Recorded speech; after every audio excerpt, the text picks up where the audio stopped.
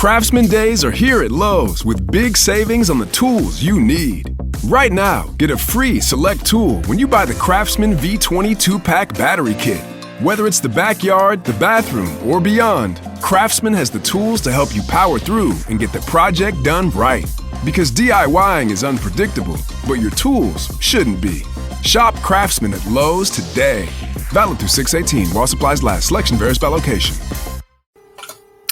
Hello, welcome back to another Wisco Fanatics Wednesday. Jake will be joining us very shortly, but today we have 7 Milwaukee Brewer games to recap. We're going to recap the Milwaukee Brewers series in Pittsburgh that they split with the Pirates, who are playing better baseball of late, and then the sweep of the Boston Red Sox that just wrapped up with the Brewers' second walk-off in as many days. And then today is going to be part 3 of our Milwaukee Bucks offseason coverage. Today we are going to be discussing the coaching strategies as it pertains to the Bucks coaching staff and the roster construction as it pertains to the offseason potential moves coming this summer. Just want to let everybody know, this week we are not covering any type of transactional type stuff. We're not going to be throwing out names of who we want the Bucks to sign or trade for or anything like that. Today is going to be strictly how we want the roster to be constructed and then how we want the coaching staff to use it. So we're going to hit the intro and we will start with the Brewers. Welcome to another episode of the Wisco Fanatics Show, where we cover the Packers, Bucks, Brewers, and Badgers basketball and football teams from an optimistic and realistic perspective. Wisco Fanatics is brought to you by Cardboard Legacy, Wisconsin's most complete sports card shop. Buy, sell, grade, and consign all at their location in Oshkosh.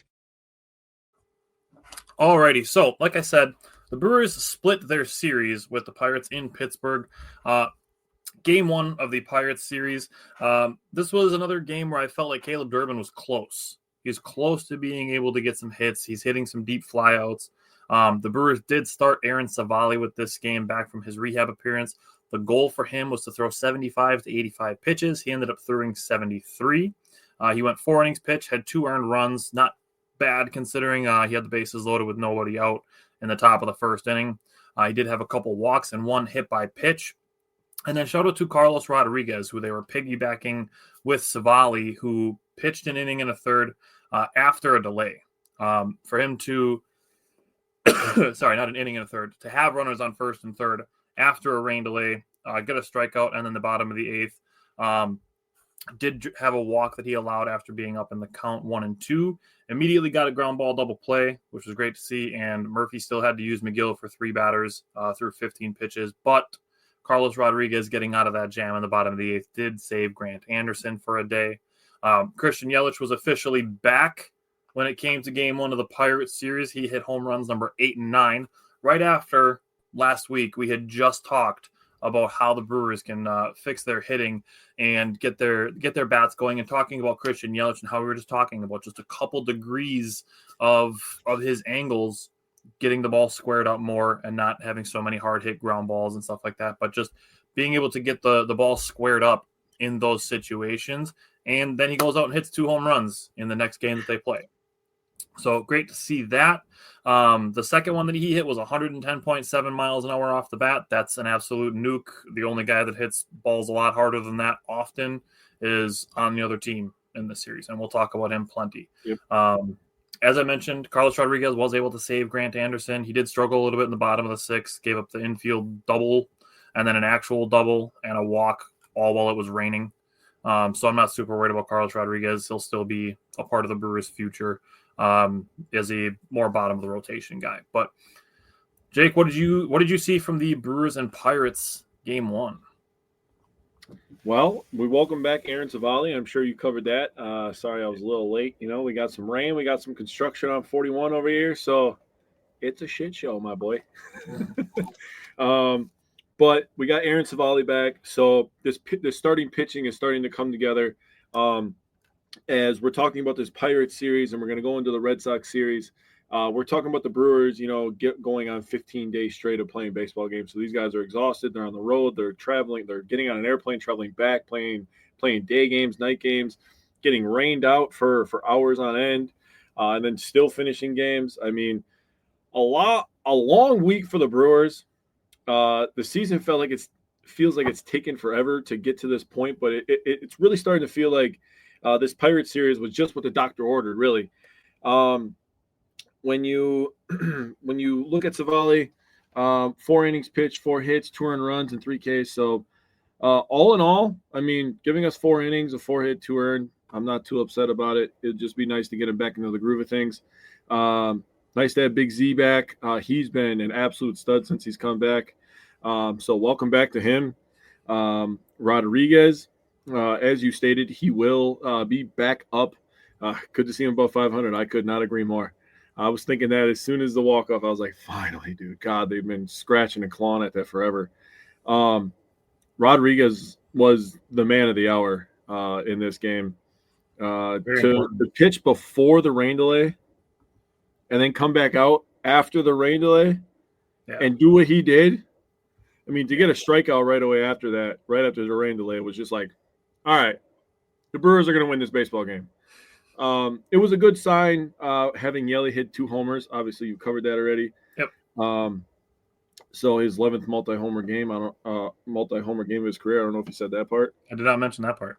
Oh, so his 11th multi-homer game. So there you go. And on top of that, we had 4 2-out RBIs. So I think that's important. Ortiz also had a home run. His came with 2 outs. He was one of the 2-out RBIs. And then you look at the hits, walks, and Ks combined. The Brewers had 10 hits and 3 walks. So that's 13 compared to the 5 strikeouts. That's a recipe for success in my book. And the Pirates had 9 hits and 7 walks. 7 walks is pretty crazy, a little high for me.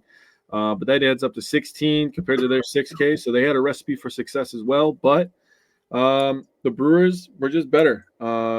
Yelly hit multi-home runs, Ortiz multi-home runs. The Brewers were walking, getting on base, doing their thing, and shuffling across, scored 8 runs. So for a team that's struggled to score runs, to score 8 and get a big-time win on the road, they struggled to score runs and they struggled to win on the road. So 2 things they knocked off there. Yeah, and unfortunately, it was a little bit different in Game 2. But in Game 2, the Brewers lost this game 6-5 on a walk-off wild pitch. Yeah, go ahead. I need to get a drink real quick. So Freddie Peralta, as he does, allowed a solo home run to O'Neal Cruz. You can't get behind 3-1 to that guy. Because if that guy can just sit fastball and he can swing away, he can hit balls 120 miles an hour off the bat. Insane. Yeah, so if he knows what pitch is coming, he can hit really big bombs. If he doesn't know which pitch is coming, he can be struck out. He can bat like 230.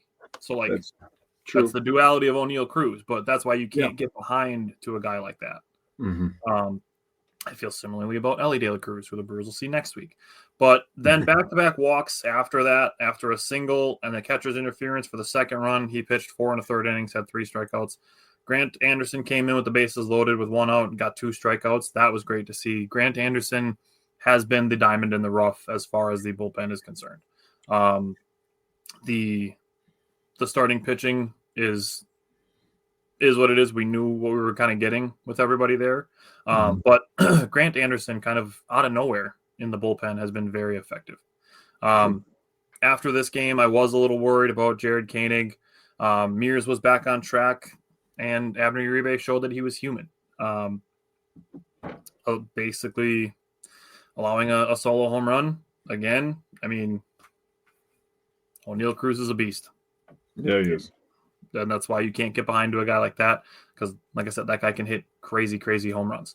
It was good to see Jackson Chourio off to a really nice start with this game. Had a single in the first inning and then defensively had 2 really nice ranging catches, one in the left center gap, one in the right center gap in the bottom of the second. So good to see Jackson Chourio kind of finding his stride in center field, and it's starting to trickle into his offense where he's starting, he's not like having a crazy breakout, but you can see his at-bats, the quality is better.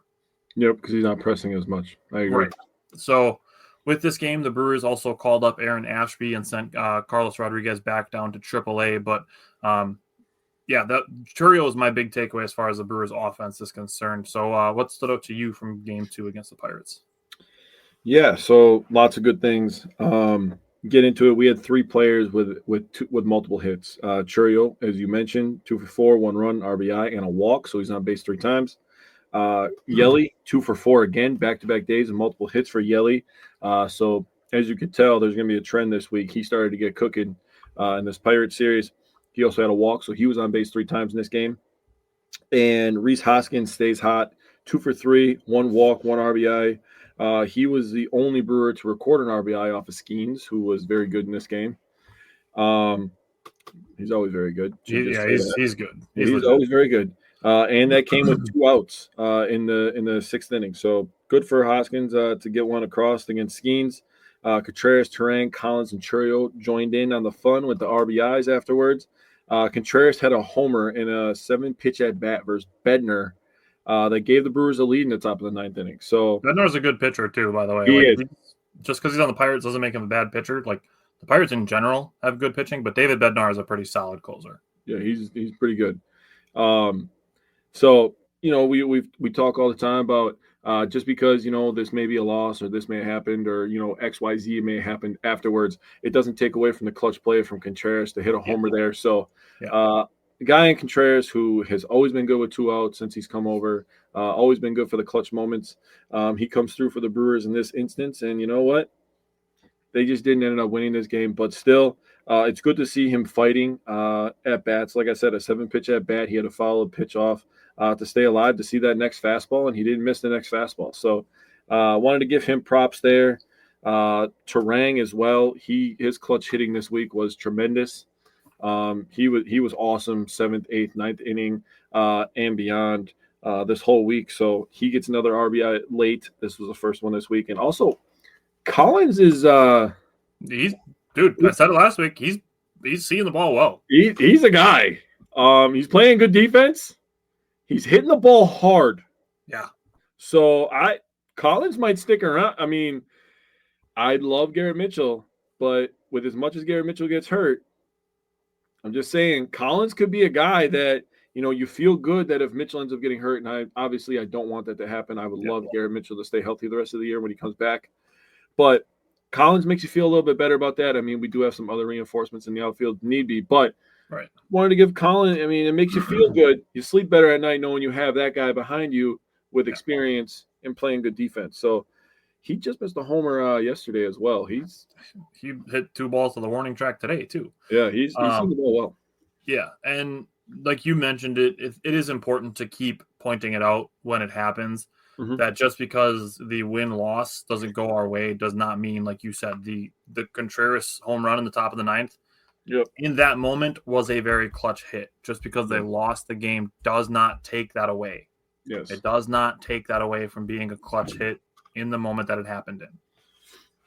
So we're gonna definitely keep hammering on that when things like that happen. So going into Brewers Pirates game 3, and I'm seeing people suggesting to send Quinn Priester down to AAA. And I don't think that should be done. Quinn Priester, his off-speed stuff in Game 3 against the Pirates looked pretty good. He was hitting his spots with his sinker, which increases the effectiveness of things like that, of the off-speed pitches. And it led to a career – sorry, not even tied. It led to him actually having a career-high 7 strikeouts. Yeah, the guarantee on the box. Help you sleep at night? It sure does, Jason. It sure does. But it's on the box. So Quinn Priester, 6 innings pitched, career high 7 strikeouts to give up 6 hits, had 1 walk, only 1 earned run. Since you brought it up, his first 4 starts, he had 2 good ones, then 2 bad ones. Since then, he's had 3 really good starts. Yeah. So you're talking out of 7 starts that he's made for the Brewers, he's got 5 good ones and 2 bad ones. Tommy boy, it's worth it. Hey, we're all men here. It's okay. So I have no complaints about Quinn Priester. Yeah. Since his 2 bad games, he's turned in 3 really good ones. 6 innings pitched, 1 earned run. I will take that every 5 days until the end of the season. Yeah. Give me 6 innings, dude, and 1 earned run. Absolutely. And 7 Ks. That's great. I'll take that every single time you take the ball. Yep. Aaron Ashby returned to his relief, and he was throwing gas. Yeah, he was. I said to you that Koenig and Alexander need to be at their best because Ashby and DL Hall are coming for their jobs soon. The middle relief role that Alexander is occupying, DL Hall's coming for that role, And Aaron Ashby, who looked really good out of the bullpen last year, is going to potentially take some leverage away from Jared Koenig if he keeps giving up runs occasionally. Yeah. It's going to be to a point where, Aaron Ashby's got a couple more miles an hour on his fastball than Koenig does. And we'll talk about it when we get to some of his other outings. His breaking stuff is breaking a lot. Yeah, you were mentioning that last night. Yeah. Other than that, obviously the Brewers have to score more than one run. The Brewers actually out-hit Pittsburgh 11-9, but like I've said tons and tons of times, you have to stack traffic. The Brewers did only go 1-2-3 in this game twice, but they were 2 for 8 with runners in scoring position, which overall really isn't even that bad. That's pretty league average, bat around 250 with runners in scoring position. But 5 times they had multiple guys reach and then stranded 11 runners on base. So it's like I said, the stacking traffic, you have to really get 3, 4, 5 guys on in an inning to be able to score a couple runs at a time. Yeah. You can put 2 guys on base all you want. There's 3 bases. You got to stack more than 2 or 3 base runners. Mm-hmm. So game 3, for me, it was really all about Quinn Priester. Taylor said, I think Alexander might be gone. His job is less secure than Koenig. That is absolutely true. We talked about it early in the season. Tyler Alexander is not in the long-term plans for the Brewers, but he's here to eat some innings. Yep. And he's done a tremendous job of that, so thank you for that. In terms of this game, I agree with you. Priester was very good. Yelly, another 2-hit game, so that makes 3 out of 3 in this Pirates series with multiple hits for Yelly, 2 for 4 and a run. He got hit in the top of the second by Durbin, 2 outs in the second inning, tied the game at 1-1. So Durbin coming through in some clutch situations as well, runners in scoring position. So good for him. He's starting to come around. He's starting to hit the ball a little bit harder too. This offense slowly is starting to piece some things together. They're starting to battle a little bit more. They're starting to get a little bit more lucky breaks too, like they did today with Durbin dropping one out there in left field. But it just seems like the first month of the season, every time they would hit it on the screws, as they say in baseball. Baseball is the best because it has so many random sayings like can of corn and stuff like that. It's like, what? And like I said, he was like, they got normal looking dudes throwing 95, just like doing cool shit. Like if you're in basketball, you're like 6'8", and you're like, yeah, you're in the NBA. That makes a lot of sense. But anyways, like you said, Brewers 11 hits, 0 walks, and 9 Ks. 4 of the 9 Ks came from Hoskins. He had a rough day at the plate. And the Pirates had 9 hits and a walk and had 10 Ks. So just not a great offensive game to be at. If you were a Brewers or Pirates fan at this game, you saw a lot of bad baseball, a lot of bad swings. You can look at it that way. You can look at the pitchers were executing pitches, which they were. Yeah. So, like you said, Ashby, that's another guy, man. I would love to see him stay healthy for a whole year, see what the frick For sure. He can probably put some nasty stats together because he's got some good stuff. With him and DL Hall, they went into the spring preparing both of them as starters, even though the Brewers have a whole bunch of starters available. And, they might get to a point where they end up making starts for the team this year. But we talked about it in the offseason. We like the idea of Aaron Ashby, the reliever, because of the stuff that he has. Mm-hmm. And, the command for him is something that's still a little bit erratic, but his stuff is there. I mean, just thinking about, just staying on this game alone, Priester and Ashby, I could see that being a stack where Priester goes 5-6 innings, and then you're like, Ashby, you got to finish the game. And you let him pitch the last 4 or 5 innings, and you save the bullpen. You've seen ways that they've done this, too, is a lot of the last week and a half with how much the bullpen has had to be used, that whoever is in the game, they get to pitch until they come up to a bad matchup. Yep. Like this Red Sox series that we're about to talk about is going to be a great example. Yep. But having righties in there, and then you have a stretch where you have a couple tough lefties, that's when the change is being made. If you can get all the outs leading up to that section of the lineup, you're going to be able to stay in the game. Yeah. As soon as you get to that section of the lineup, if there's nobody on base, you might get one batter. But as soon as there's trouble on and you have an unfavorable matchup, Murphy's going to the bullpen. Yeah. So let's go to Brewers Pirates game 4. And what stood out to you from that one?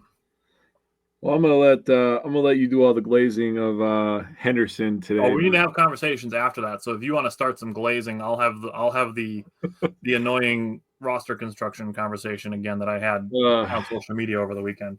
We don't have to have that conversation. It needs to be brought up because it needs to be discussed in words and not just in social media. That's fair. That's fair. I mean, I understand why they're doing it. So I know why. I know you do. And I know like most of the people that are going to listen to or watch our show probably understand, but still have to have the conversation. That's fair. That's fair. He was good. He was really good. Another 5 innings. He's just doing a tremendous job getting through the 5, qualifying for a quality start. 5 hits, an earned run, 6 Ks. I mean, what more can you ask from the kid than what he's already given you? There's a number of stats out there about, number of strikeouts. He has the second most strikeouts, through first 4 starts as a Brewer. He's at 29, I believe, because I remember telling myself, like, man, you couldn't just get to the even 30. What's up, Justin? In terms of Nick Mears, this, if you couldn't tell, this was a telltale sign that he is being way overused. Overworked, for sure. He is exhausted. His arm is not lively, as they say in spring training. Third of an inning, 3 hits, 2 earned runs. I mean, obviously he sat down for 2 days after this game, and it was much needed. And we'll get into discussions about what happened in today's game. Yeah. Jared Koenig, this is where you and I were having a conversation, and you were talking about how you were starting to get a little bit worried about Jared Koenig because he was starting to give up some pretty hard contact on a consistent basis, and that's kind of where you start to be like, red flag, light bulb. To me, it was starting to feel like every other outing he was giving up a run. Yeah, like a singular run, but still a run. Yeah, and we have to talk about how the Brewers are playing a lot of close games. And you brought this up. I don't know if you brought this up on the show, but you definitely brought it up to me that the Brewers have to literally just kill somebody. They have to have a day where they just whoop somebody's ass. Yeah. Save the bullpen. They need to blow out win bad. They just need to kill somebody. And every game is, by 1 run. I mean, this game 6-5, 1-2. I mean, then they had a 6-5 and an 8-5. I mean, they don't have any games where it's like not high pressure situations. So I was just gonna say, even last night, they won by 4 runs, but it wasn't a 4-run game that they had going on. They won it in extra innings. So if you watch that game, and we'll get into discussions of how it happened, but getting to the point where it was 1-1, and then getting to the point where you had to load the base. I mean, it's right. They're in high pressure situations. These batters are in high pressure situations every at bat. The bullpen is in high pressure situations every time they come up, and they have to get 3 outs, and it's like, all right, we need 3 outs, and you don't understand, like, they're taking deep breaths between every single pitch because this is important stuff. The beginning of the season is important stuff to set up the rest of the year.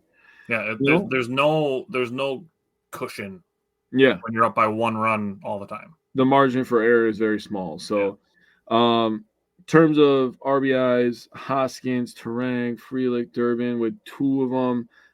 Durbin, Frelick, and Turang all with 2-out RBIs. So 4 more 2-out RBIs to go for the 6 runs for the Brewers. They had 7 hits, 5 walks, and only 2 strikeouts for the Brewers. That's beautiful. That's awesome. Compared to the Pirates, who did out hit the Brewers 12-7. They still had 4 walks, but they had 11 strikeouts.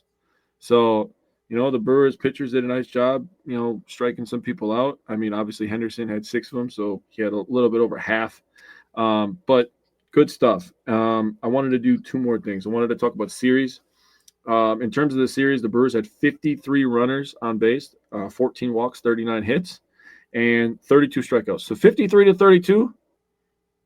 I'm not that mad at it, honestly. They had a 16 strikeout game in there. So, I mean, that's half of them right there. So I'm feeling pretty good about that. In terms of the Pirates, they had 42 hits and 17 walks and 35 Ks. So, I mean, they still got on base as well, but the Brewers put more runs on the board, I think. I didn't do that. I didn't add that in there. I meant to add that in there this week. They won a 6-5. They lost a 6-5. 1-8. Yeah. 2 to. They won 8-5, and then they lost. Was it 3-1? 2-1. 2-1. 2-1. Yeah. So they. So they won the series by 2 runs. By 1 run. In terms of Yelly versus the Pirates, 5 of 16, 4 of 38. 7 of 16. Oh, what the hell? That is not what it said on my phone. My bad. He had a 500 on base percentage, 813 slug, and a 1313 OPS. 5 runs, 2 home runs, 4 RBIs, and 2 walks. He raised his batting average 21 points over this series. That's 4 games. He raised his batting average by 21 points. That's insane. That's another thing, like we were saying last week, like one good week and he can drastically change his batting average. One good month and he's right back up in the 280s, 290s. Yep. And then people are going to be like, oh, man, Christian Yelich is still balling, huh? Yeah. Got up to a slow start. Nope, here he is doing what he does. Mm-hmm. So, Logan Henderson, he was off to a solid start. First inning, 1, 2, 3, 2 strikeouts. A bit of traffic in the second inning, and then we get to a point where a blatant strike 3 call, and I'm so fucking tired of this, having blatant strikes being called balls for whatever reason, whether it's a bad frame. There's an example of Eric Haas who dropped a ball as he was trying to frame it. I'm gonna say this when we get to a different game, but there needs to be something done about this. Mm-hmm.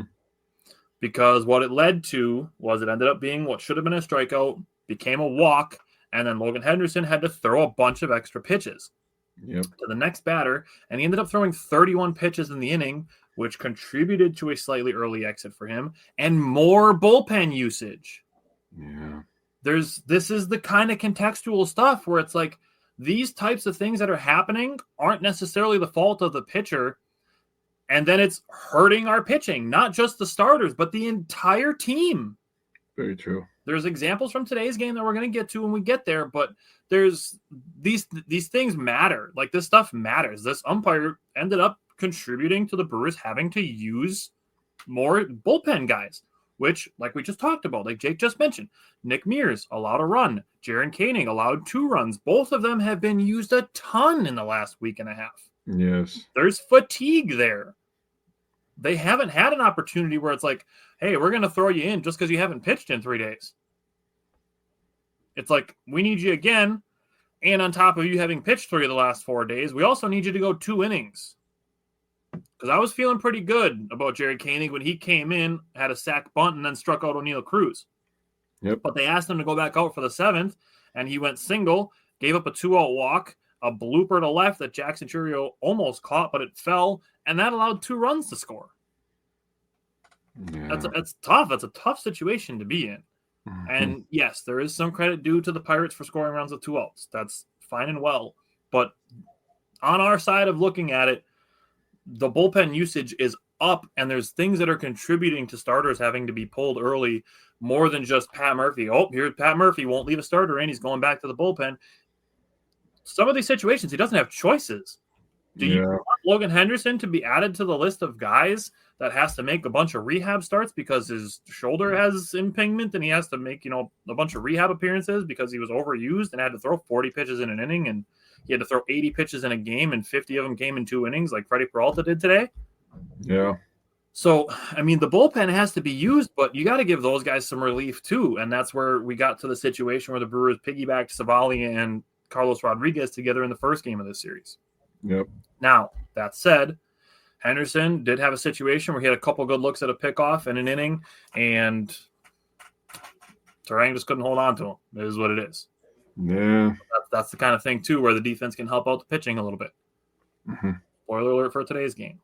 But in Game 4, it was great to see the offense come through for the Brewers. They were hitting almost exclusively singles the entire series, and then they got down 2 runs, ripped 3 straight doubles by Collins, Durbin, and Terang.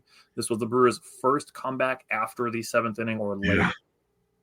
Yeah. So, good way to end the series on a win. Split 2 with the Pirates. And, yeah, you want to beat the Pirates because they're kind of the punching bag of the NL Central. But, I mean, they had a comeback win in the 8th inning. They scored 7 runs, I think, in the 8th inning against the Diamondbacks last night, who are, don't look now, but 1 game under 500. Yeah. That's not where anybody thinks that team is going to be. No. So, I'm not using the Diamondbacks as an excuse for the Brewers to not be 5-6 games over 500 instead of 1, but the Brewers aren't in an awful spot. Honestly, with how the rest of the NL looks, they're really not. So, and we play the Cardinals and Cubs coming up in this next month. So there's definitely opportunities to make some hay here. Andrew said you can tell when a team never wins when they celebrate one-run wins against a team like the Red Sox. Or you got a walk-off win. You take wins and you can get them. How about we celebrate 3 wins against the Red Sox? You like that better, or you want us just to focus on one at a time? Because we're about to focus on one at a time. That's why I was setting it up. We'll do it either way. I mean, it's kind of weird to say a team that's been in the playoffs 6 out of the last 7 years is a never wins. Yeah, but it is what it is. So we can go to the Red Sox series. Let's start with game 1. What stood out to you from Monday's game against the Red Sox? Well, we got to start with the first pitch of the game, right? Naturally. The least patient hitter I think I've seen ever play for the Brewers. That's factual. Decides to just go up there. He's just like, you know what? Memorial Day, we're all feeling good. The room is open. You're throwing a white ball with red laces? I want to swing at it. Right down the pipe, correct. I literally turned the game on, and I was walking into the kitchen to get my daughter some water because she was like, I want some water. And I'm like, okay. And I turned around, and like I have this little weird area between my living room and my kitchen, a little tiny little hallway thing. And all of a sudden I hear, oh, Cheerio lifts one. I'm like, what the hell, bro? Like I was expecting like, and that's strike 1 or that's ball 1, because like usually, that's what happens. You usually take a pitch, but nope. Cheerio had other plans. Fuck it. He wasn't even planning on swinging at the first pitch. He just goes, but he's like, you know what? I like it. Fuck it, dude. I love that guy, dude. He's gonna be so fun the next 10 years, man. Got to give some credit to Chad Patrick. He has been, honestly, no negative talk about him, and he doesn't deserve any because he's been really, really good. I've seen people saying that he should have been sent down instead of Logan Henderson. Okay, well, we're going to move on from that conversation. Chad Patrick's been really fucking good, so I'm just going to talk about it. Dude, we have a lot of young, good players. Yeah. One way to protect the young, good players is to protect them from themselves. Okay? Sure. And you were 100% correct. Do you want to add Logan Henderson? I mean, who was the guy last year that pitched for us? Lefty, new lefty. I'm blanking on his name. Wade Miley? No, he got hurt. Young guy. DL Hall? No. Keep going. New young lefty. Yes, he was a younger guy. Gosser. Thank you. Oh. Okay, that was the point I was trying to make is we could have Henderson turn out like Gosser where he has to get Tommy John surgery or Henderson something. has already dealt with injuries in his career too. That's why he's arriving a little bit later. Right. Gosser. I was totally blanking on the name. So Taylor with the all-time assist here. We could have Logan Henderson end up like Gosser, where he has to get surgery and be all banged up, and then he's damaged goods at that point. We have to try to, put him through rehab and then hope that he gets turned out to be the way that he was when he first came up here. And that's a whole conversation that I don't think we want to have. Not if we don't have to. Not if we don't have to, exactly. Plus, he has some options left. He's a younger guy, so that's the other part of it. That's another part of it. Your prize is you get to hear me stumble over my words for the next 45 minutes. So congratulations for you. That's the prize you were looking for. I didn't even have to do anything, and I get that prize. Fucking once a week. So Chad Patrick, he was tremendous. 4 1/3, 3 hits, 2 walks, and 6 Ks through 79 pitches. But he got the job done. 0 earned runs is the biggest thing for me. And DL Hall. Now, he said after the game that he didn't feel like he threw his stuff very good, but he looked good out there. I'll say that.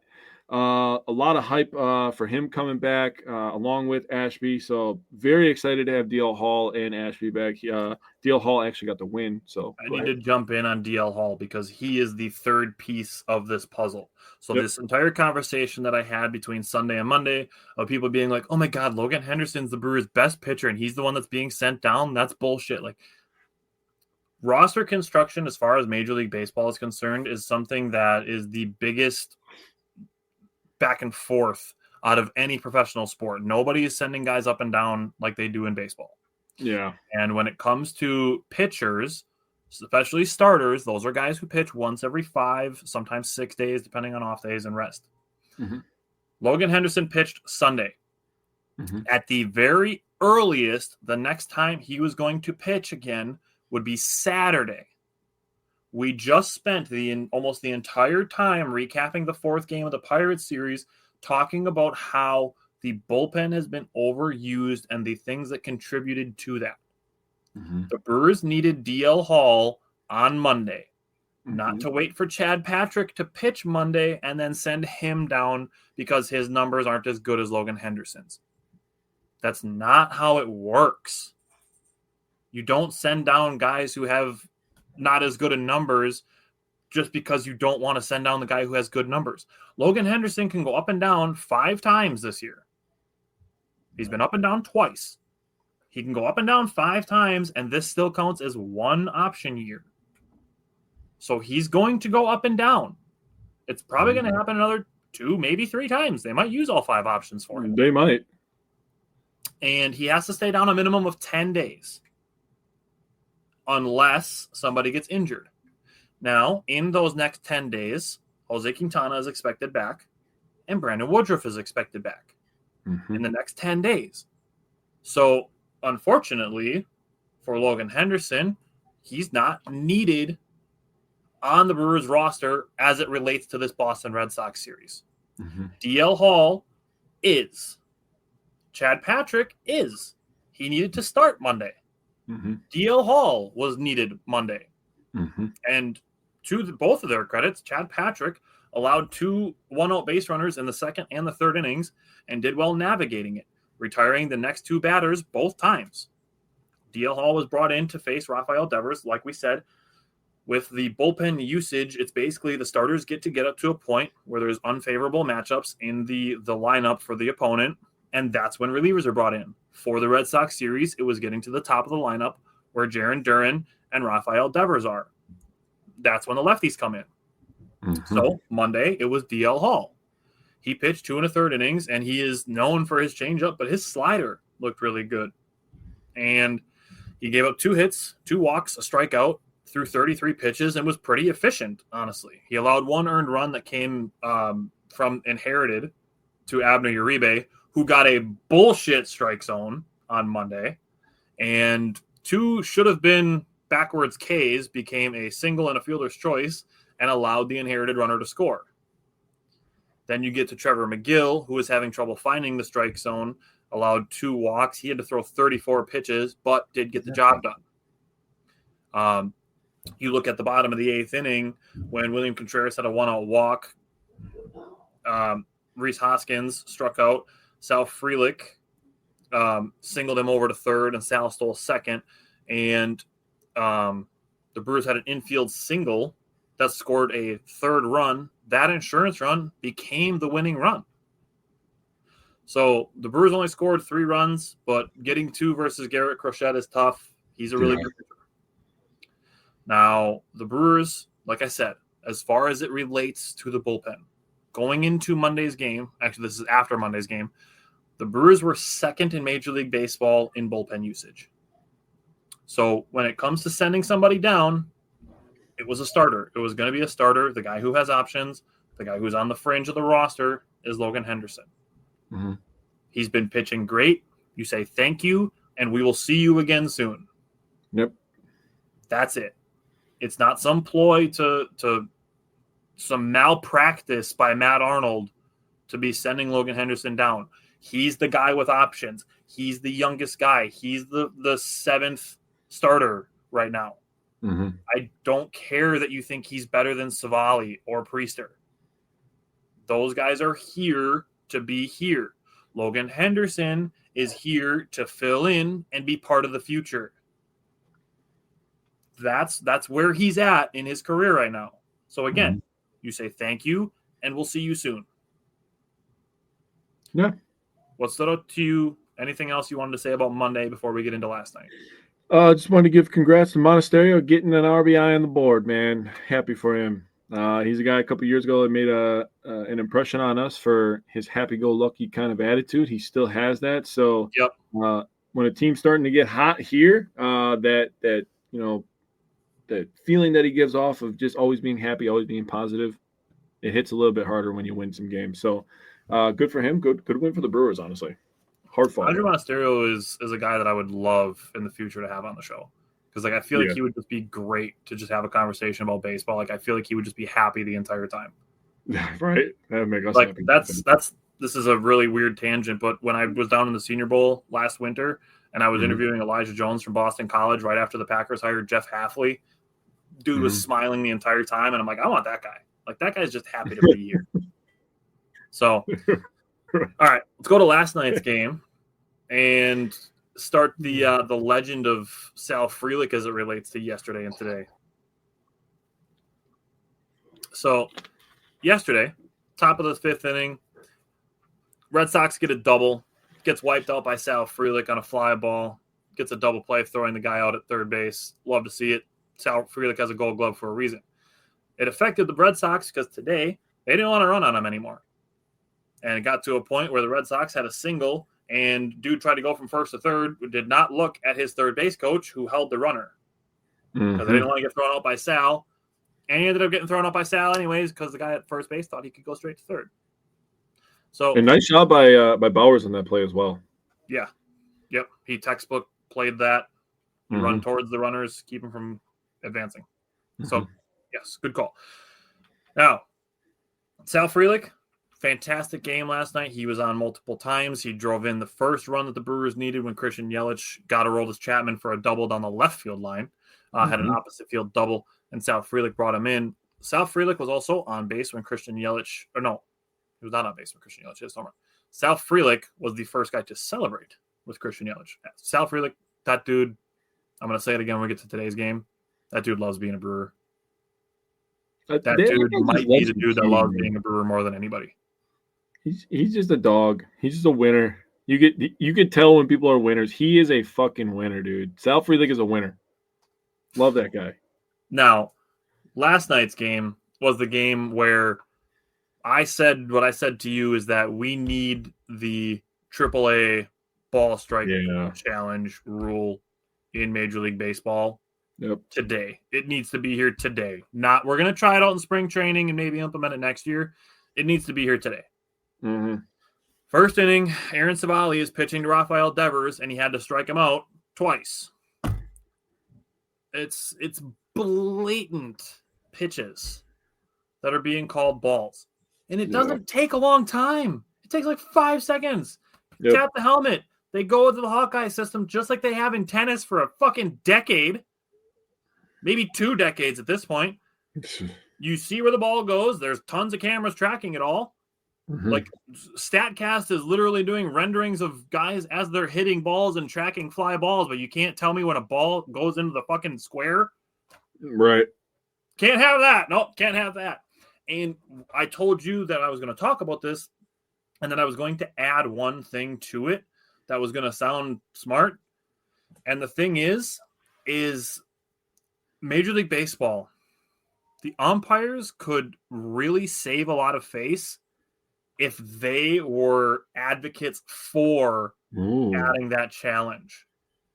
You realize what type of perception shift Major League Baseball umpires could add to their backing if they went to Major League Baseball and said, hey, there's this tool we could use to help us do our job better. Do you realize the amount of respect that people would give to Major League Baseball umpires if they were like, hey, we know we're not perfect. There's this tool we can use to help be better. Let's try that. I like that. You'd have to have some guys swallow some ego, but I like that. Dude, I would respect the hell out of an umpire if he said that. Yeah. If he came forward and said, hey, we need the ball strike challenge because my peers and myself, we are not perfect. And we would like to give the opportunity to some pitchers and hitters in this game who see all of these pitches all the time. When, tomorrow I'm going to be the umpire at second base. And the next day I'm going to be at first base. Yeah. And then I'm going to be behind the plate. When I'm behind the plate once every 5 days versus guys who are at the plate 4 times a day or throwing 100 pitches or 20 pitches a day and just giving them the opportunity to be like, hey, that was a strike. Yeah. We just talked about it with Logan Henderson. Now we're talking about it with Aaron Savali. Abner Uribe the day before. Like, these situations here can help the Brewers bullpen. Yeah. It can help their starters go deeper into games by not having to throw a bunch of extra pitches because an umpire made a horrible call. And yes, the reverse will happen occasionally. Sometimes there will be, a strike 3 that's called that should have been ball 3 or ball 4. It's going to happen occasionally. But I can tell you 5 examples in the last 4 weeks where the Brewers have gotten absolutely screwed out of some strikeouts because of some horrible calls. So we need the AAA challenge ball strike rule in Major League Baseball today. It's happened to Alexander. It's happened to Uribe. It's happened to Henderson. It's happened to Savali. It needs to be here. AAA has been doing it for 2 years. It should be in Major League Baseball. It's not a hard system to implement. You already have all the stuff for it. It does not add a lot of time to the game. It needs to be here. Yeah, I don't understand why it's not. If it's been in AAA for 2 years, that doesn't make sense to me. Now, there was also one where Eric Haas had a ball where he was trying to frame it. Should have been a strike, but because Haas dropped it as he was trying to catch it, the umpire perceives it as, that must have been a low and outside pitch. Yeah, when it was a strike. That's a thing where you should be able to be like, hey, I dropped it while I was trying to frame it, and you can go and see that it's a strike. Now, the other part of this is that I don't remember who had the strikeout, but there was a ball that was, I don't know, maybe 2 or 3 inches outside of the rectangle, but the strike zone goes up over the plate. Like if the plate was a circle, there would be a cylinder on top of it. So if it crosses the plate at any point, it's a strike. Oh. So if it crosses the front of the plate and then goes out of the zone out the side, that's still a strike. As long as it goes over the plate at some point. So you have guys that throw really nasty sliders. If it starts in the zone, crosses the plate as a strike, and then goes out the side of the strike zone, that's a strike. I mean, yeah. So, it's not every pitch that ends up outside the strike zone is a ball either. But again, you have the technology to do it. Right. You have no reason to not do it. Pride. God, it's not even it's so annoying. Aaron Savali last night had to throw 42 pitches in the first 2 innings. And I give him props for still getting through 5 innings and an extra batter. Yeah. With only 1 earned run charged to him. And with the only run that Boston had was on a wild pitch by Aaron Ashby. Yep. And I did look, some of his stuff is breaking a little bit less, but his slider is breaking more than his normal stuff. So he just doesn't quite have his exact kind of feel for his breaking pitches. So that's just something that's going to come with innings. Abner Uribe is a great example of a guy who, with more innings, his command has gotten better and better and better.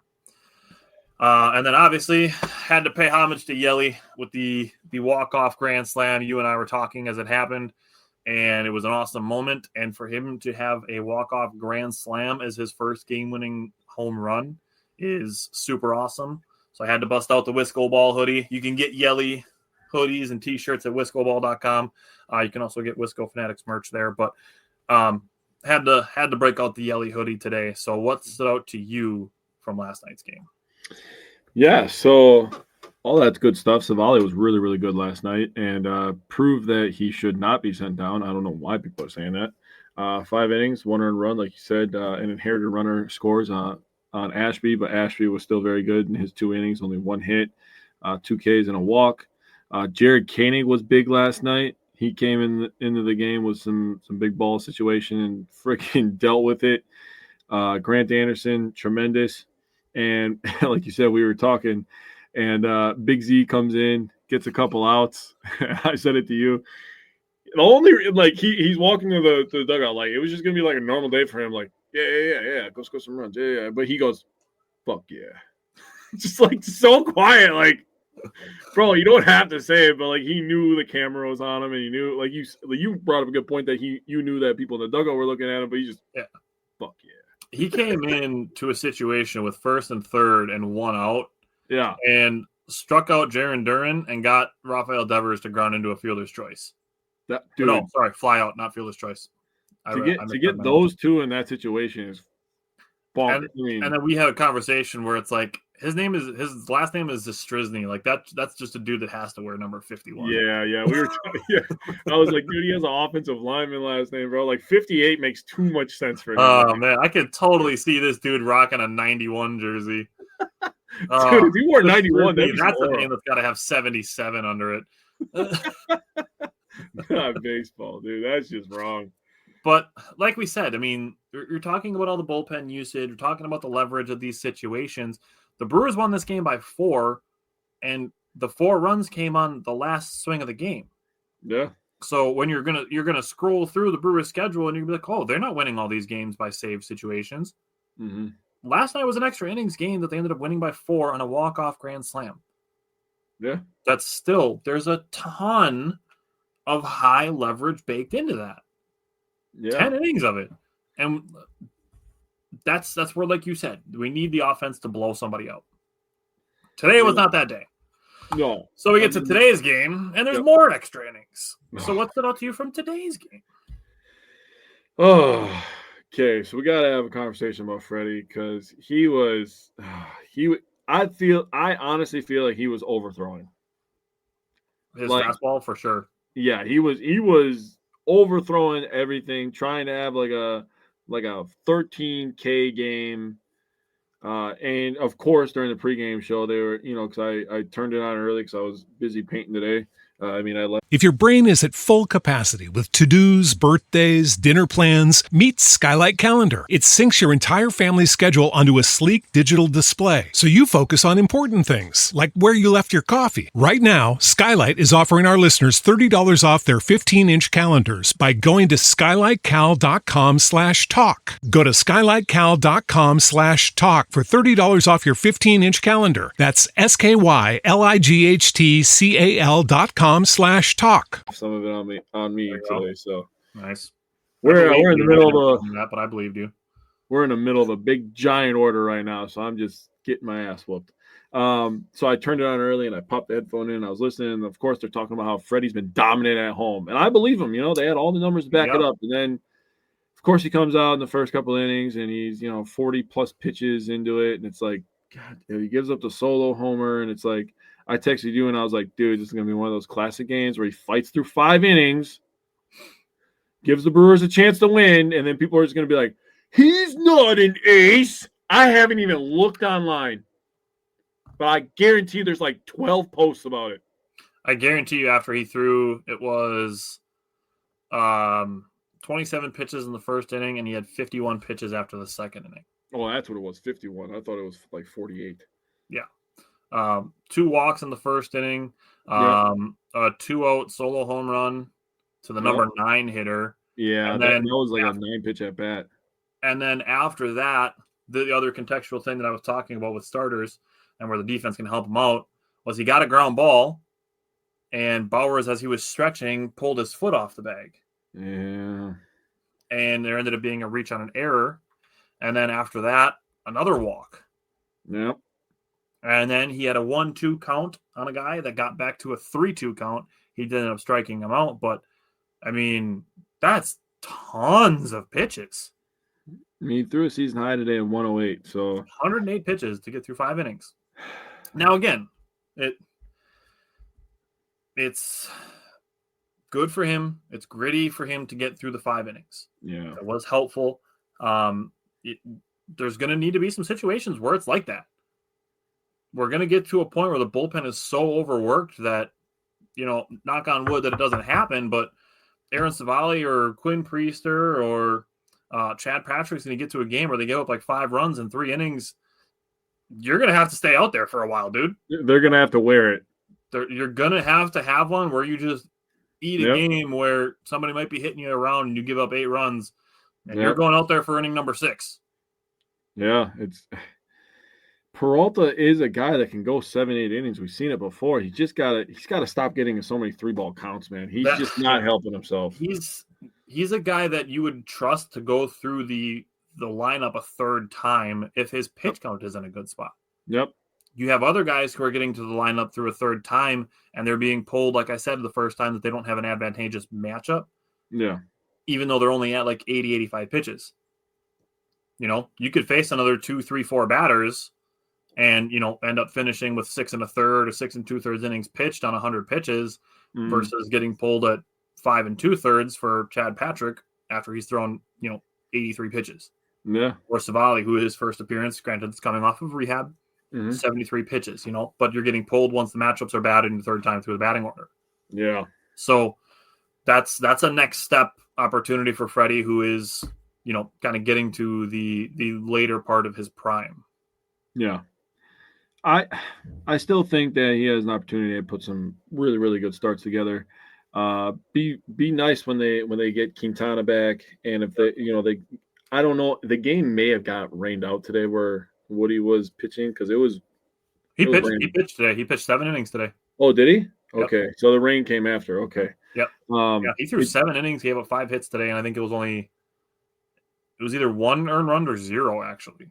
He pitched really well. So he's pitching one more time in Nashville. So essentially he's going to be back not this coming Monday, but the following Monday is when he's supposed to be pitching against the Padres, is the day that they're kind of the Brewers media is kind of circling as the day we could see Woody back in a Brewers uniform. Well, that would be nice to get, Woody and Quintana and have Peralta. And Quintana is tentatively scheduled to pitch Saturday. Okay. Which would have been Henderson's next day. I didn't hear how he did. I know that the T-Rats won on a walk-off yesterday, but they did. Blake Burke had his first career walk-off. Yeah, he did. First round pick. Let's go, baby. But we got to have a discussion about Nick Mears. Nick Mears, and this kind of coincides with Peralta. If Peralta's able to go, like, say he keeps his pitch count in check and he still throws the 108, and he's able to go 6 innings, that moves Nick Mears down to 1 inning of work. Yeah. And because, this is what happens in sports, just, things that happen early in the game kind of stack up and make your decision making. And this is what the manager has to deal with every day. And when you have a bullpen that's, pretty decimated, you've had to make a lot of moves. We've had 11 starting pitchers and just a bunch. There's a ton of numbers that we can throw out here. And I'm sure people have heard most of them, but you're in a situation where he's like, he talked about maybe pulling off Mears by, dude. I wanted to talk about his dry humping. Yeah. I was geeking out all day. We dry humped him yesterday. We dry humped him the day after. Yeah. Dude, I was fucking geeking this morning. I listened to it like 6 times in a row. That shit was so funny. But anyways, he's talking about, maybe having Mears not work as much, because he's been overworked for the most part. Yep. And then you ask him to go out there for a second inning, and he's kind of a victim of his own success. He had a really quick 1, 2, 3, 6th inning. He did, and then he gets out there and he gets an out. He gets to the two tough guys, right? That's the 2 tough guys at the top of the order of the Boston, and then you're like, and I think Rock gave him the announcer jinx. Yeah, because he was talking about it. He said, "Oh, you don't want to lay up. You don't want to lay up because this guy has 12 homers. He has 12 homers. He has some pop." And all of a sudden, lo and behold, the freaking ball goes over the fence, and I'm like, "Rock, shut the fuck up, you son of a bitch." Say it after he grounds out. Yeah, you son of a bitch. But he ends up, collecting himself, getting that next out. So I mean, honestly, for 2 innings of work and as overworked as he's been, I'm impressed, honestly. Yeah, at the very least, I'm not worried. Yeah, and people shouldn't be saying anything and being like, "Oh, Nick Mears is washed" or blah blah blah. I don't want to hear none of that. Nope, not worried about it. Once he's back on regular rest, yep, we're gonna see him throwing 98 and nasty curveballs. I mean, he gets the day off tomorrow. Everybody gets a day off tomorrow, and they have earned the day off. I'll tell you what. And the vibes are good right now. They got their first sweep of the season. Yeah, hell yeah, dude. Back-to-back 10th inning walk-offs to get their first sweep of the season. And that's insane. I texted you after the 9th inning ended. I'm like, damn, I'm sick of going into extras. Yeah. This is the 4th time in the last 8 games that the Brewers are playing in extra innings. And I'm like, fuck, this is not helping the bullpen. And they had a 2-hour rain delay within that 8 games. That's true, too. Fuck the fuck. I want to put something to you. What's that? Because Sal Frelick was fantastic today. Mm-hmm. He started 3 for 3. He finished 4 for 5, scored twice, and he's batting as of today. After today's game, he's batting .294. I want to put something to you because they talked about it on the broadcast. We've seen it in person. We know that Sal's a contact hitter. Mm-hmm. I think being shorter helps him keep his bat path in line with the pitches better. I can see that, but to me, the most impressive thing about Sal Frelick is for him being a smaller guy. How the hell is he getting on top of those high fastballs? That's crazy to me, dude. His hands are that quick. Timing? What's that? Timing? It could be, but oh my God. I mean, he's a dog, dude. StatCast just came out with a new bat tracking. It's like they can give you the entire bat path. They can give you the tilt of where the guy's bat is traveling relative to his body. You know, what the launch angle is going to look like based on that. There's tons of new metrics for it. Yeah. And I don't fully 100% understand it yet, but I understand what the bat path traveling through the strike zone. The longer you can keep the barrel of your bat in the strike zone, the better opportunity you're going to have more hits. If you have more like an uppercut, that's obviously not good. That's generally where you see guys that strike out a lot or hit a lot of home runs. Yep. So like a guy like Pete Alonso has more of an upward swing versus more of a level swing, which is what Sal Frelick has. Sal Frelick has a crazy level swing. And I don't know this because I haven't looked into, his tilt and his bat path and everything. But watching him today and seeing, obviously, he was 4 for 5, the way that he swings and that he keeps his body so level, it keeps the bat in the strike zone for a long-ass time. So if you're throwing a ball that's anywhere near the strike zone and Sal's got an eye on it, he's ripping singles all day. Oh, yeah. And he's going to hit the occasional home run. Yeah. His swing, his contact is fantastic. Yeah. So Sal Frelick was instrumental into today's game, and he scored the winning run. Yep. And he was the second guy to get to Caleb Durbin. Terang was the first guy to get there, and Sal Frelick, who scored the run and then ran out to Durbin, was the second guy to get there, and his face is just beet red. Like, he scored the run, he took his helmet off, he chucked it. Sal Frelick loves chucking helmets, and he goes out and he's just mobbing Caleb Durbin, and that's why I said, I'm like, I'm dead serious. I don't think there's anybody who's more excited to be a Brewer than Sal Frelick. What did I say to you after he had that big home run and he was chucking his helmet, what you were referencing after he had the big home run? This is 2 weeks ago now at this point. And what did I say to you after there? I was like, maybe Sal Frelick's the guy that lights the fire under people's asses. He's a fiery guy already. Maybe he's the guy that takes the reins on that and says, let's fucking go. And his little celebration he does on when he hits a double. Ortiz is starting to do that too. I was like, I don't know what that means. I would love to hear. I would love if Sophia could tell me what that means. It looks like it's like an STS, so I'm trying to think of like what that could be. Tyler Schickert? I mean, but that doesn't have an S in front of it. If you did the slick, I mean, you could do it. I was like, you know, hey, but you know what? To your point, if you're talking about Sal Frelick being the helmet chucker and the dude that's red in the face because he's, yelling at his guys because they're all fired up. You want to know what I think? Rhys Hoskins is the little angel on his shoulder telling him, yeah, go do that. Go be that guy. Yeah. I guarantee you Rhys Hoskins is encouraging Sal Frelick to be fired up in the dugout. Yeah. Guaranteed. Rhys Hoskins probably gets called Unk by Sal Frelick. Let's be honest. Let's be honest. At this point, Sal might be calling him Dad, to be honest with you. Yeah, the way that his personality definitely seems like that. But I mean, Rhys too. He kind of plays it off too. So I mean, he's the same age as us, so that makes me feel a little bit old. But I mean, we saw Rhys Hoskins. He'll do it too. We saw him in the first game that he played with the Brewers last year. He's giving Jeff McNeil the wah sign. Yeah, so, like, Rhys Hoskins will mix it up too. And that's the thing about this team, and people were all freaking out, and they're 2 games under and 3 games under. It's like this team still got toughness, dude. There's plenty of season for one. That's the first point you need to know. and they're still a monster in there. You know, you just gotta. We talked about it before the season. You talked about it plenty. You were harping on it. Just got to get through April and May. Get through April and May. Get through April and May. Around 500, above 500, and look at. Hopefully, you know, they can get into this weekend, win a couple of those games. Yep.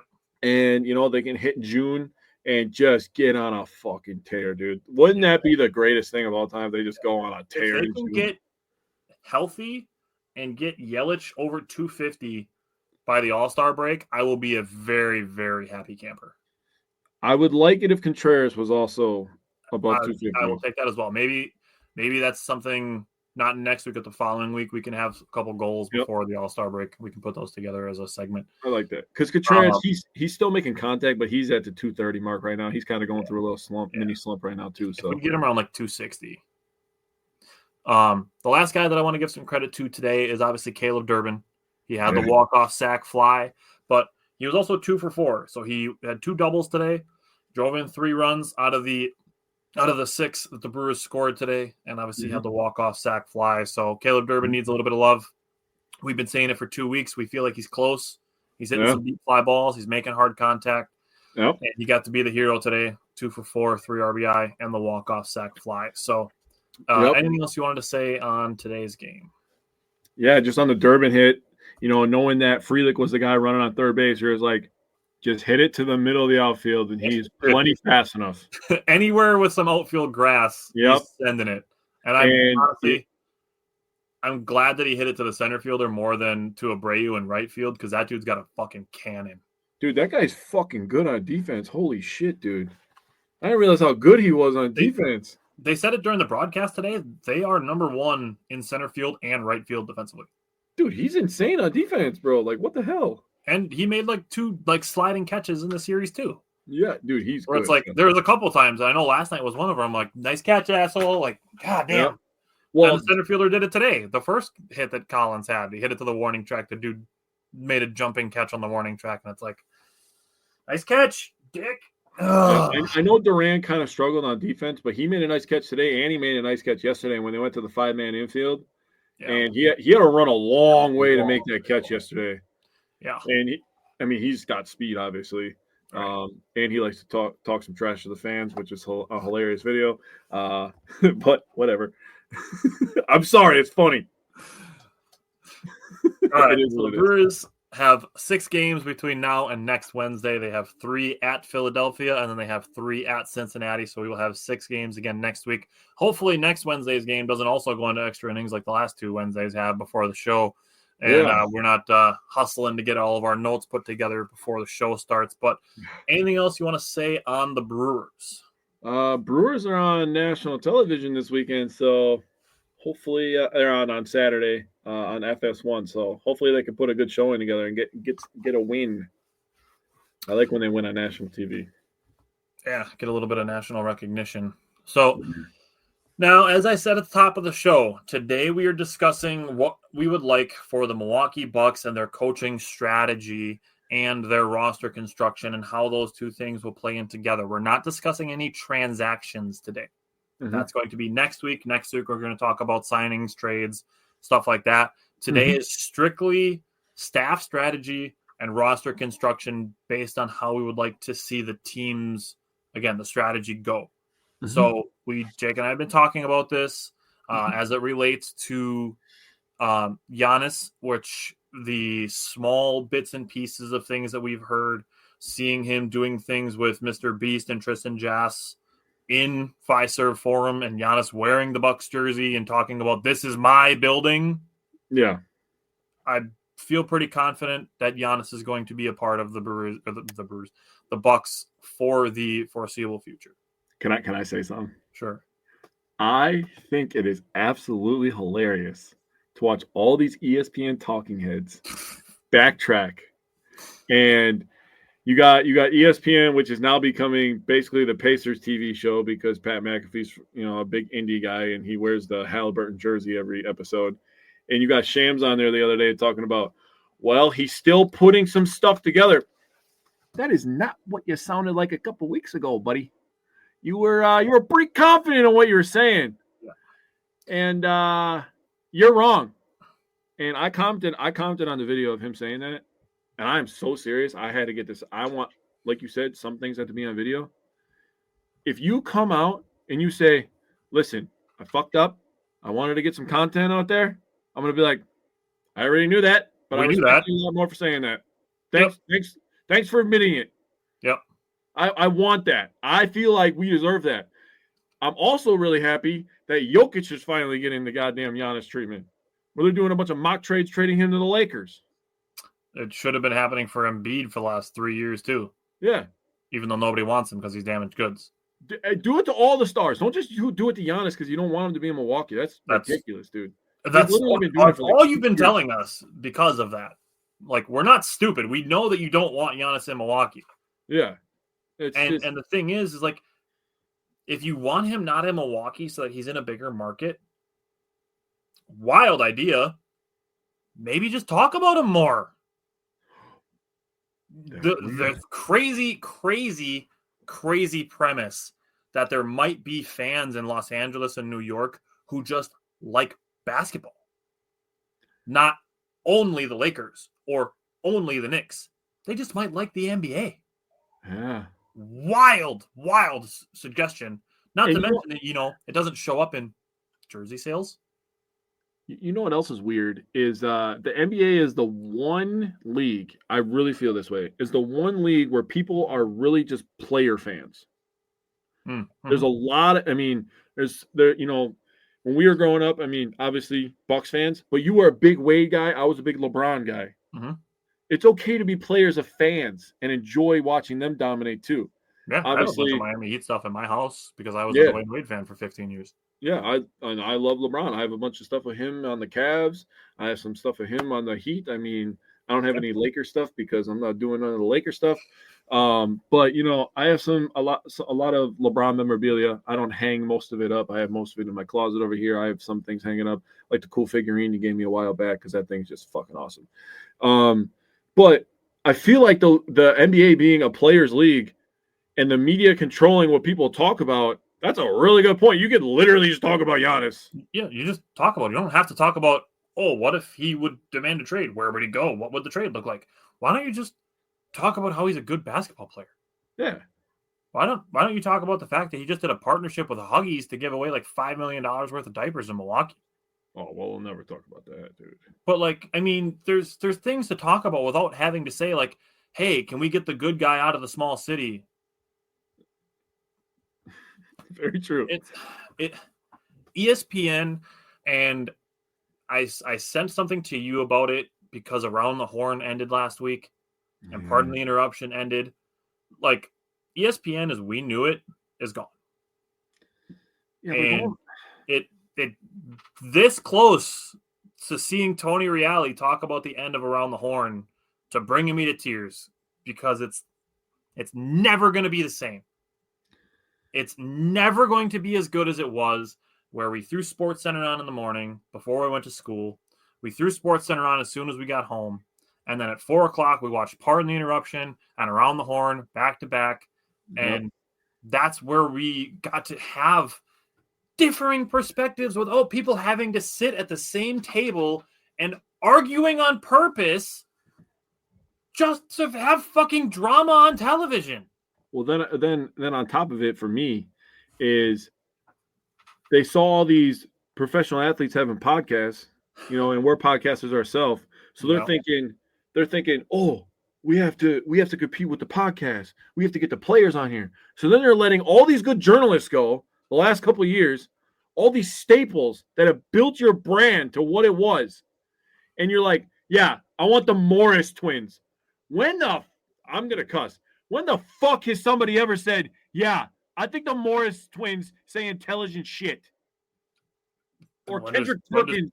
Kendrick Perkins is the guy I was just going to bring up.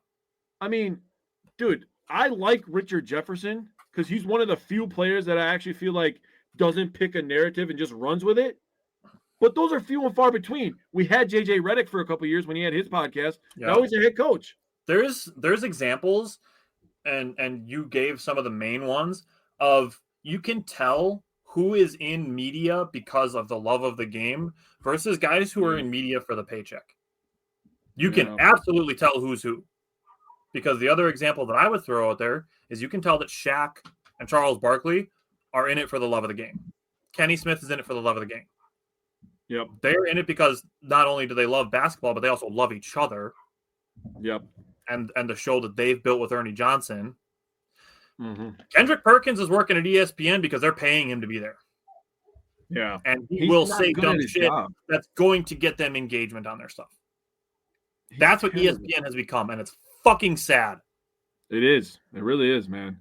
They could have been the people, and I mean they had that fight probably, man, like 10 years ago when Fox Sports kind of branched out and made Fox Sports 1.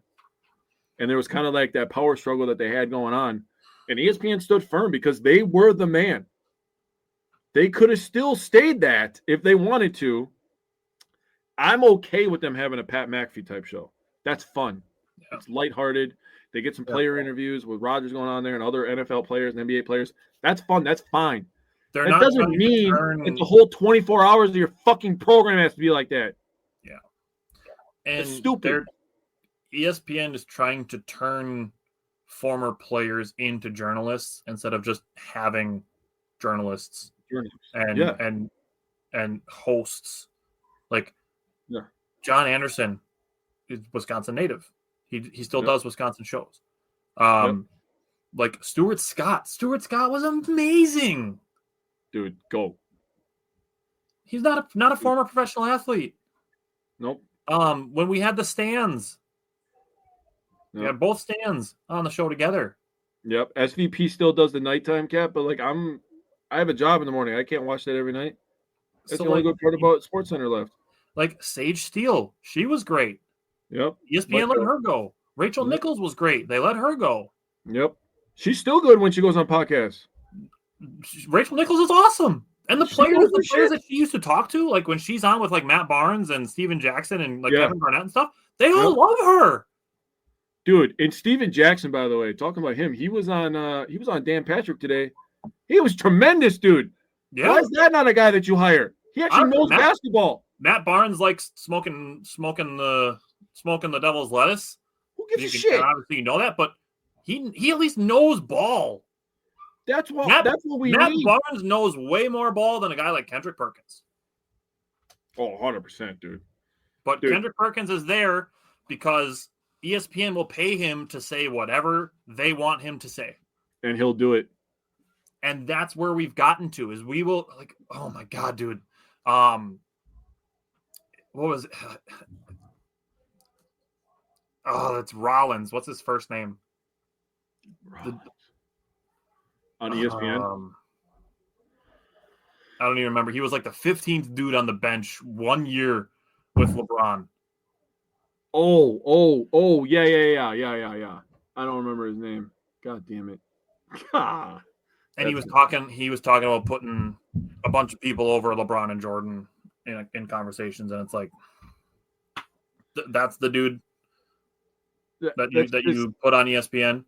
That's just content farming, honestly. And that's what it is.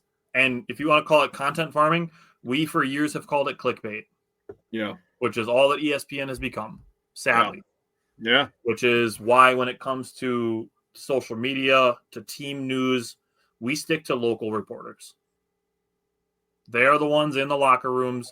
They are the ones that used to make shows like Around the Horn great because it was a guy from the Washington Post and a guy from the New York Times and a guy from the Phoenix Sun. And that's where the guys were. They were all local journalists discussing national headlines, news, not planting people on two sides of a big table with an attractive woman in the middle, leading these two to argue with each other. I'm gonna hurt some people's feelings because I know a lot of people like this brand that I'm about to mention, but it started kind of going downhill when they got purchased by Disney, bro. And Disney's put out some fucking stinker ass movies lately too. I'm not. We can have a whole 5-hour conversation about other franchises that's happened with, but I'm not going to disagree with you on that. Disney has gone downhill, but we can have that's a bigger conversation for another day. Yeah. Today we're talking about. I didn't mean to start that. We got onto a tangent based on ESPN because we were talking about Giannis, and us believing that Giannis will be back also ties into what we've said about Jon Horst, who had a contract extension this past season. And I believe that Giannis and Horst are tied together. Yes. As far as the Bucks ownership is concerned, as long as Giannis is around, Jon Horst is going to be the GM. As long as Jon Horst is the GM, Giannis is going to be around. Yep. And I feel that way. We had this conversation today. We feel the same way basically about Doc Rivers. Some people might look at Doc Rivers as the ball and chain, but I agree. Giannis, it seems very correlated that Giannis has a good, healthy respect for Doc Rivers. Yeah. And we understand that every time a season ends earlier than people wanted it to or expected it to, that somebody's going to be the scapegoat. And for a lot of people, it's Doc Rivers, even though the Bucks played without Damian Lillard for basically the entire time that they've had playoffs since they traded for him. Yep. And, haven't really been able to put together a healthy roster in the last few years. Yeah. It's Doc Rivers has been that scapegoat. But it seems, again, that Giannis has a very healthy respect for Doc. So we shifted from if Doc is fired, we're going to, brainstorm some candidates to we are leaning towards Doc Rivers being the head coach of the Bucks for the next 2 years still. Yep. And him being here with Giannis, being here with Horst. So we are shifting to, not just wanting to have different candidates, not even that necessarily we wanted to, because we were both okay with Doc Rivers sticking around, even if that was the case, to now we are just going to plan as if that's the case. And if they move on, then we'll discuss it at that time. So that said, we are going to discuss how we would like to see the coaching staff strategy shift. Yeah, because we like the two lead assistants outside of Darvin Ham, who is the lead assistant, Greg Buckner being the guy who runs the defense, and Dave Yeager, a guy that I'm a big fan of, running the offense. And then Buckner was great. Darvin Ham as the assistant. So looking at staff strategy, what type of things would you like to see the Bucks doing next season as it relates to the coaching staff? So I have two main things, one on offense, one on defense. Me too. And then I have one tertiary thing. My other thing is kind of roster based. But with the defense, I think that the Bucks need to apply more pressure on the ball handlers. Okay. I feel like there was way too many times coming, and I was talking to you about a couple of guys that I was thinking about. That could be that guy that, they're athletic enough and they're savvy enough to deal with that kind of stuff for an entire season. They're veteran enough that I would love to see them in that role. But I felt like the Bucks allowed people to kind of just walk into their offense too many times. Sure. And when the Bucks were having so many issues with, going into a new style defense, having Buckner come over from the Cavaliers, I feel like pressuring the ball, you can force, some unnatural habits, some bad passes, some missed timing. I mean, it just kind of goes to a discussion like about football. Like in man coverage, I would like you to play a little bit more press man to kind of mess with the timing a little bit of the quarterback. Whereas in basketball, I want you to mess with the timing of the offense a little bit. And you can baseball, and you could throw it as a baseball example too. We talk about the base running all the time. Yeah. You can put pressure on the defense. Yeah. By putting pressure on ball handlers, you put pressure on them to take care of the ball. Yep. So I want a little bit more ball pressure. Can I throw something in there just because one of my points does relate to that? Yeah, go ahead, buddy. Is assuming he's back, I would like the Bucks coaching staff to encourage Kevin Porter Jr. to be aggressive but not confrontational. Oh, yeah. That's something I would like to see out of the staff, is to encourage Kevin Porter Jr. to be aggressive. Okay. Well, since you named the player, I'm going to name my player. I know that Sims is a free agent. They have his bird rights. For people who don't know, I want more Sims and Giannis lineups because you're allowed to switch 1 through 5 with that lineup. Okay. I love Brook Lopez. I'll be the first to tell you I love Brook Lopez. Yep. It's time. It's the same feeling I had when Rodgers got let go. And Rodgers knew it too, to be honest with you. People don't give him enough credit for that. Yeah. He kind of knew that it was time. He was going to be a little jackass getting out of here a little bit because that's what you're supposed to do as an athlete. Like, oh, how can you replace me? I'm a legend, blah, blah, blah. He knew it was time too. It's time. Brook Lopez, thank you for 7 years. You're a champion. Multiple time. What did he make? 2 or 3? Did he make 3 all defensive teams or 2? I think it's 2, and he was DPOY finalist once. Okay. I thought it was 3 for some reason. But you were great. But it's time that we switch to a new kind of play style on defense. We need to be able to switch 1 through 5. They need to get a little bit more athletic on the wings. Giannis, obviously, you can fucking plant Giannis at any position. You can do whatever you want to do with Giannis. He's one of 2 players, I believe it was 2, that have been listed at all 5 positions in their career. I don't think he's ever been listed at shooting guard. Yeah, he was. Really? He's one of 5 players one of 2 players that would be listed at all 5 starting positions. I don't remember who the other one was though. I want to say Oscar Robertson, but that doesn't sound right. But anyways, apply more pressure. You have to get an athletic center. You have to get a little bit more athletic on the wings. And then I think the defense will be fine. You just need to get more downhill. On offense,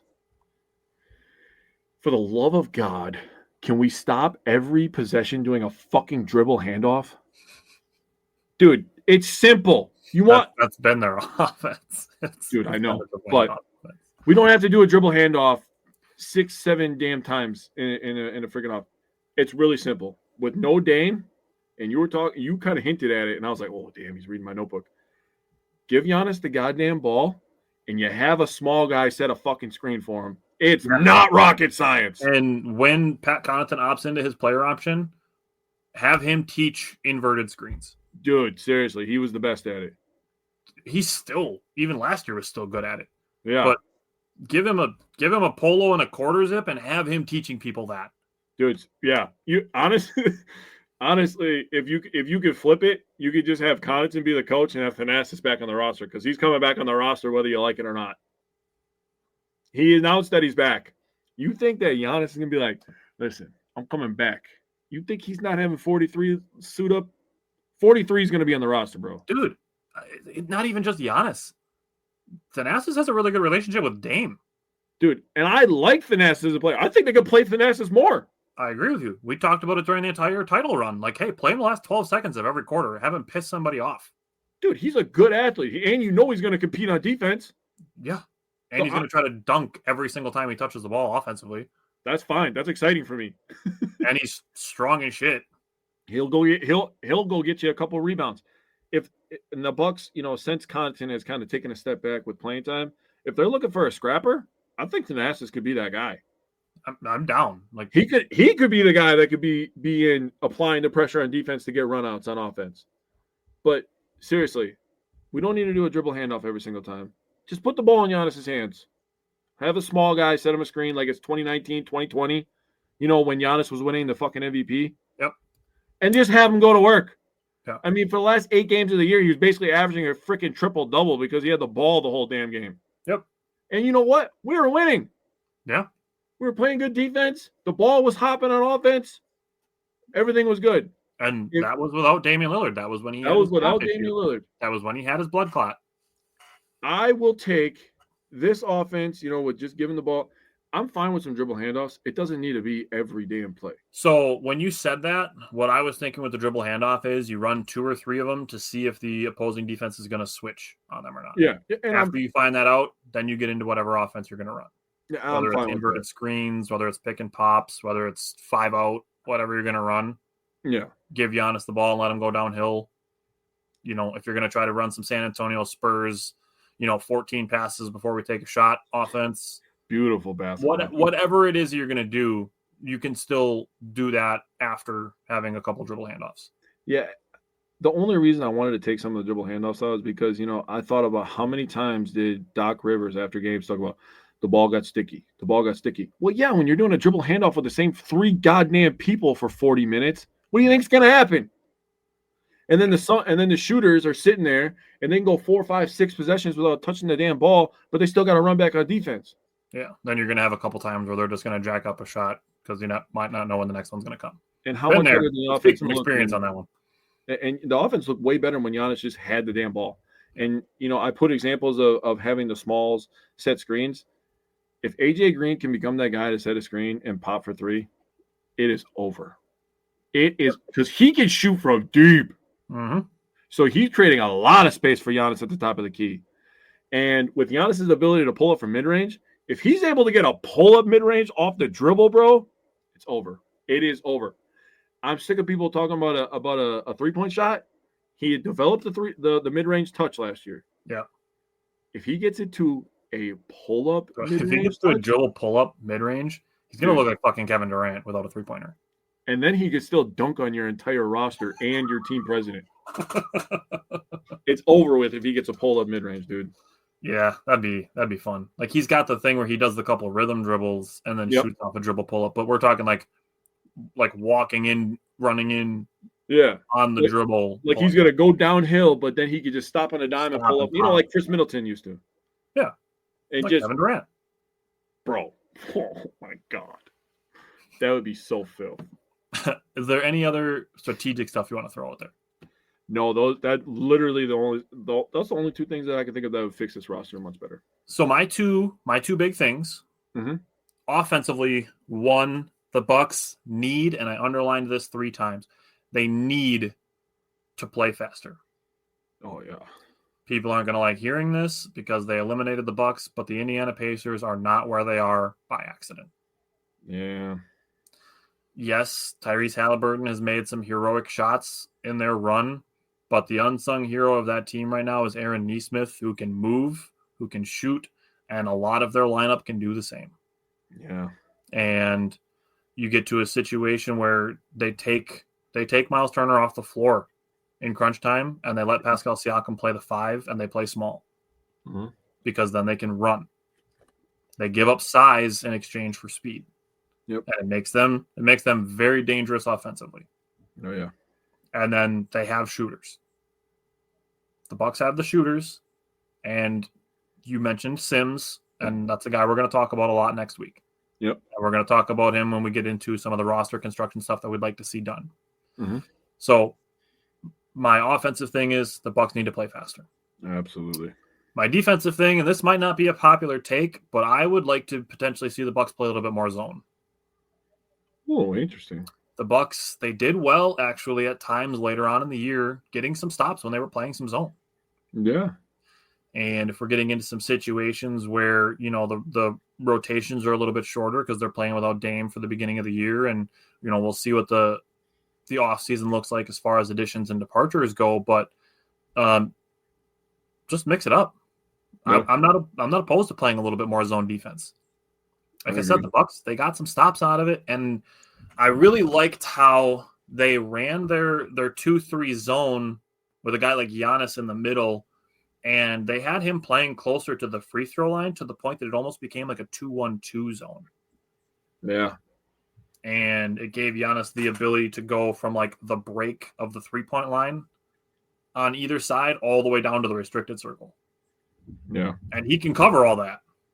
Oh, yeah, he's quick. He's quick enough and smart enough, obviously. And he's big.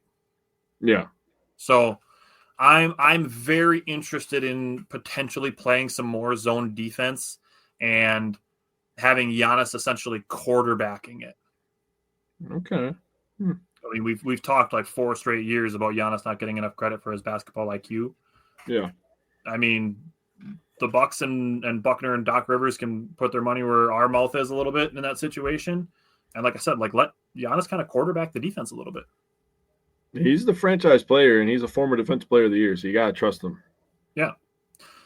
So that's where I'm at with coaching strategy. Now, if we go to the roster construction aspect of it, like I said when you were talking about ball pressure, and I said with Kevin Porter Jr. to encourage him to be aggressive but not confrontational. Like he squared up with Rudy Gobert. I thought he was going to take a swing at him at one point when the Bucks were playing the Timberwolves. Right. What I essentially want is I want a quote-unquote, fuck, that guy is annoying backup point guard. The Celtics have one with Peyton Pritchard. The Pacers have one with TJ McConnell. I want that backup point guard when he comes in, it's like, like the other team's point guard is like, God damn it, now I have to work 3 times as hard because that guy's just going to be trying to put his hands in my pockets. So I want Kevin Porter Jr., who is going to have the first opportunity to be that guy. I want him to be that guy. Yeah.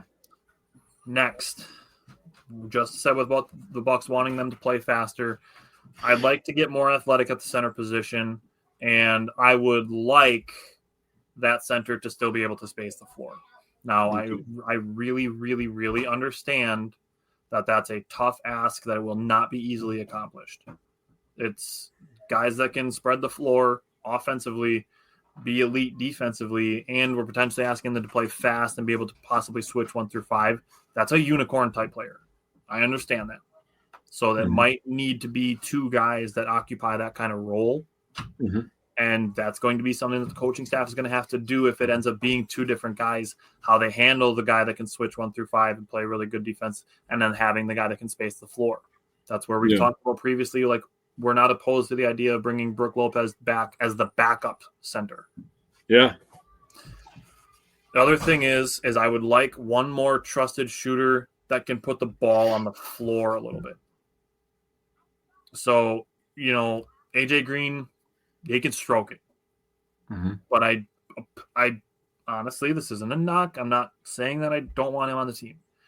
I don't trust him doing much of anything else on offense with the ball in his hands but shooting. I mean, it's not a secret, and it's not like a dig to say that AJ Green is not a ball handler. That's true. Gary Trent Jr. can handle the ball a little bit, but I need some other guard that can put the ball on the floor and, pump fake and drive and dish down to a big man or kick the ball across. Yeah, somebody else to break down the defense. I get what you're saying. Kuzma can kind of be that guy at times, but I would like it to be another guard that can have that type of role. So we'll discuss some other players like that next week. Like I said, we're not doing anything transactional. This is just kind of how we would like to see the roster constructed. So I want an annoying backup point guard. I want a guard that can put the ball on the floor and shoot. And I want to get more athletic at the center position while still being able to space the floor.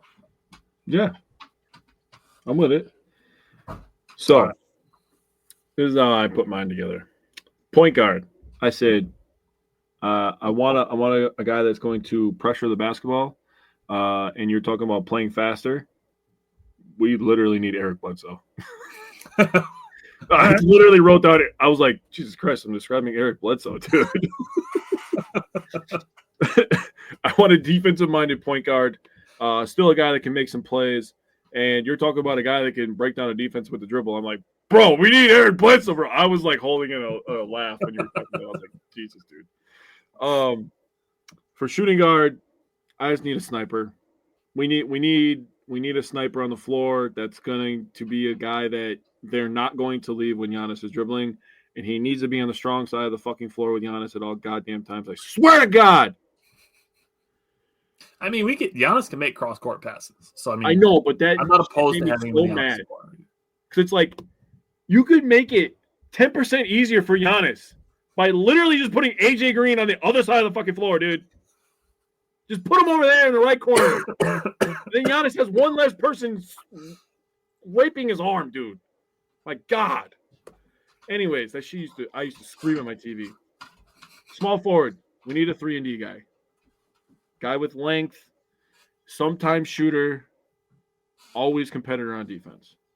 That's been the mantra since Middleton has been in and out of the lineup. So you want Shane Battier. Got it.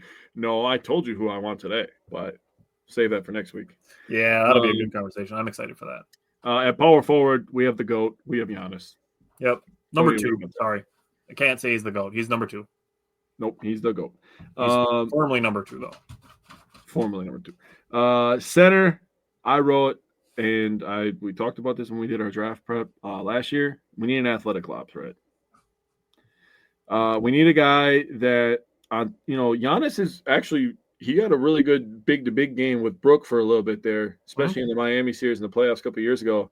You give him a guy that can go up and catch it. Now you're talking about Giannis not even having to run all the way down to the rim. He can just throw it up to somebody else, and they can do the goddamn work. I'm thinking Blake and DeAndre Jordan type stuff. I mean, when Giannis is back to the basket, he's got that jump hook that he does. He forces at times, which Giannis can do whatever he wants because he's Giannis. He's the best. But having the ability to once in a while be able to be in that situation where he's going to turn and maybe force a jump hook, to be able to just throw it 6 inches to the left or the right of the rim and have Jericho Sims cock it and be at the top of his 45-inch vertical and staring down the center of the rim and then throw it through. Yeah. That sounds like fun. It sounds like a highlight that's going to be played on loop in my house for a whole day. So we need a guy who's going to be able to catch some lobs and be able to switch on defense at center. And Sims was doing good in his time here. There's a couple other interesting guys in free agency via trade that I was looking at, and I was like, "Whew." I'm excited to look into it. And with the Bucks being under the second apron, we talked about this ad nauseum over the last 3 weeks. All right. They have so much more flexibility. They can do 2-for-1 trades. They have access to the 2031 pick. Like, they have options. Yes. So I'm very excited to dive into the NBA offseason in a couple weeks. Yeah, that's going to be like, a bunch between now and next week, because next week is when we're going to be discussing our potential transactions. Mm-hmm. But when we get into the league year kind of starting and we get towards the draft, like it's exciting that the Bucks have a little bit more flexibility than they have in the last couple of years. Yeah, so I mean, keeping Giannis is obviously the big thing, and then the rest of the roster fills out after that. But the first guy they have to fill this roster with after Giannis is Gary Trent Jr. obviously. So that'll it's going to be an interesting couple of weeks for the Bucks. Yeah. But I think it's going to be fun. With the way the East is looking right now, the Bucks could really position themselves well. Do I think the Pacers are going to be going to the finals within the next 4 days here? 4 days. Yeah. Do I think that the Pacers are the best team in the East? No. Do I think that the Bucks are that far off from the Pacers? Also no. No. Honestly, looking at this playoffs, where 11 months from now we're talking about the Bucks being the 4th seed in the East, and then they get to add Damian Lillard to the team. That's sick. That sounds like fun. Sounds like such a good time. Yeah, I'm excited. It's So it's gonna be another good year in Milwaukee, dude. Next week we're gonna have our transactional discussions. This week was more just kind of talking about how we would like to position the roster and position the team once they start playing on the court. But next week is going to be transactional. We'll talk about signings, trades, and have more. These are the guys that I would like them to target. And I think we're going to have some really fun conversations next week with that. So that'll be the last of our Milwaukee Bucks off-season stuff before we start getting into, the actual free agency and then the draft stuff. But we wanted to get through this stuff to really kind of show, that the Bucks, they have more flexibility than mainstream media and Twitter would have you believe. They're not in this no money, no picks, Giannis is gone scenario that people are trying to push just to get Giannis out of Milwaukee. Dumb. So we'll be back, like I said, with that next week, as well as 6 more Brewer games. So tune in, and we will see you guys next week. And thanks for sticking around. And go Bucks, go Brewers, and we'll see you next week.